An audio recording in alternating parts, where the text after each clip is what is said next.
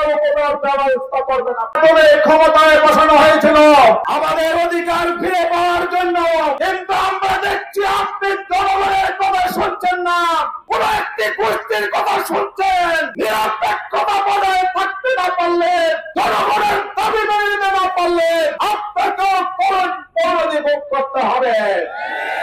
আমরা আপনাকে দাবি জানাতে চাই, জুলাই আন্দোলনের জুলাই সনদ বাস্তবায়নের দাবি আমরা আহ্বান করতে চাই। নভেম্বরে গণভোটের মাধ্যমে জুলাই সনদ বাস্তবায়ন করতে হবে। আমরা দাবি জানাতে চাই, ফেব্রুয়ারি মাসে নিরপেক্ষ নির্বাচন অনুষ্ঠিত করতে হবে।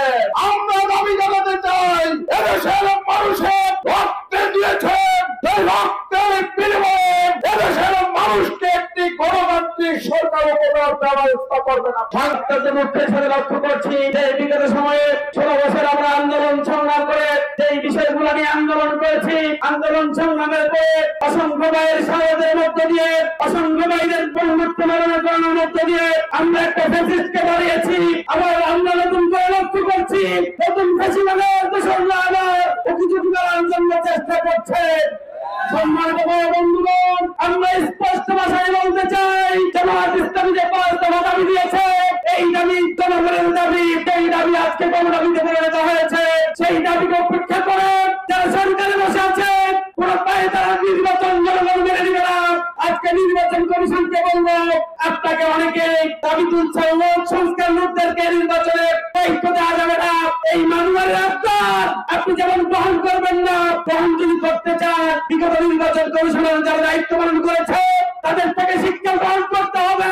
তাদেরকে যেমন জুতাপিটা করে কারাগারে নিক্ষেপ করেছে, আপনার বললে যদি সেরকম হয়, জনগণের পাঁচ যদি না বুঝে, তাহলে আপনাকে সেই বাক্য বহন করতে হবে। সংগ্রামী ভাইরা, সেই সম্মানিত বিশ্বের গণ অভ্যুত্থানে ফ্যাসিবাদের বিদায় হয়েছে।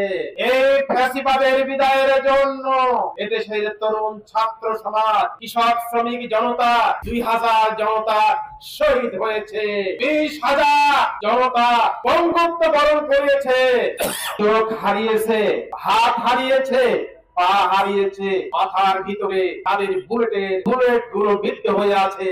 তারা আজকে অনেকেই অসহায় জীবন যাপন করছে। প্রিয় বন্ধুরা, এরা জীবন দিল কি নতুন ফ্যাসিবাদকে ক্ষমতায় বসাবার জন্য? প্রিয় ভাইয়েরা, আমরা 14 ইলেকশন দেখেছি, আমরা 18 ইলেকশন দেখেছি, আমরা 24 ইলেকশন দেখেছি। আপনারা কি ভোট দিতে পেরেছেন? তাহলে আবার যারা এই ভোটারবিহীন নির্বাচনের মাধ্যমে ক্ষমতায় যেতে চায়, যারা ফ্যাসিবাদ বাস্তবায়ন করতে চায়, যারা 5ই জুলাই সাতক্ষীরাতে আলেমদেরকে হত্যা করেছে, যারা বিডিআর বিদ্রোহের নামে এদেশের 57 জন চৌকস সেনাবাহিনীকে হত্যা করেছে, আপনারা কি তার বিচার চান? যদি বিচার চান 24-এর গণ অভ্যুত্থানের হত্যাকারীদের জন্য, তাহলে এই পিয়ার পদ্ধতির ইলেকশন দরকার। পিয়ার পদ্ধতি জুলাই সনদকে যারা মানতে চায় না, যারা ভয় করে, তারা মনে করছে আমরা ক্ষমতায় আসলে আমরা এটাকে উল্টিয়ে দিব। এই মাসে গণভোটের মাধ্যমে, আইনি ভিত্তির মাধ্যমে ফেব্রুয়ারি মাসে ইলেকশন চায়।